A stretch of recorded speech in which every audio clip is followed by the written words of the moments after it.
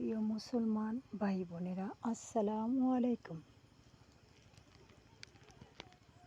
আরহামতুল্লাহি আবারাকাতু। আশা করি আপনারা সবাই ভালো আছেন। আমিও আল্লাহর রহমতে ভালোই আছি।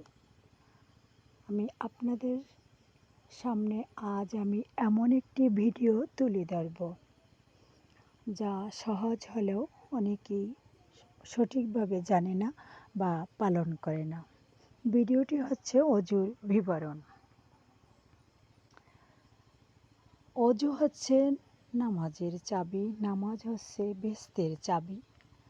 বেহেশতের চাবি আদায় করতে হলে নামাজ শুদ্ধভাবে পড়তে হবে, আর নামাজ শুদ্ধভাবে পড়তে হলে অজু শুদ্ধভাবে করতে হবে। তাই অজু কিভাবে অজু করতে হবে, অজুর বিবরণ আপনাদের সামনে তুলে ধরছি।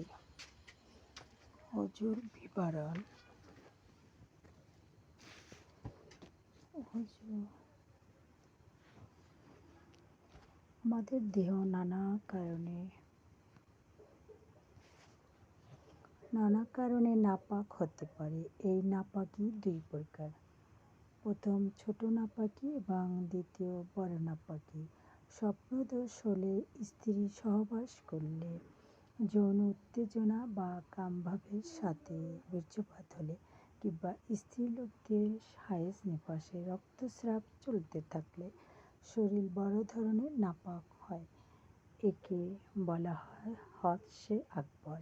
এছাড়া নিতে গেলে, প্রস্রাব পায়খানা করলে, মুখ ভরে বমি করলে, প্রস্রাব পায়খানা রাস্তা দিয়ে কৃমি, বায়ু বা অন্য কিছু বের হওয়া ইত্যাদি কারণে ছোট ধরনের নাপাক হয়। একে বলা হয় হদসে আসগর। হদসে আসগর বা ছোট নাপাকি থেকে পবিত্রতা অর্জন করার জন্য অজু করতে হয়, আর হদসে আকবর থেকে পবিত্র হওয়ার জন্য গোসল করতে হয়। অজু তিন প্রকার, যথা ফরজ যেমন নামাজ পড়ার জন্য, কোরআন পাক স্পর্শ করে পড়ার জন্য, ওয়াজিব যেমন কাবা ঘর তাওয়াফ করার জন্য, নফল যেমন কোরআন পাক মুখস্থ করার জন্য, গোসলের জন্য অজু থাকতে অজু করা। এবার আসুন অজুর নিয়ত।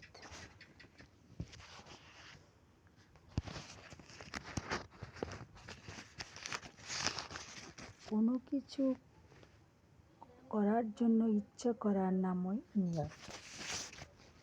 নিয়ত বাংলা, আরবি বা অন্য কোনো ভাষায় উচ্চারণ করার কোনো নিয়ম শরীয়তে নেই।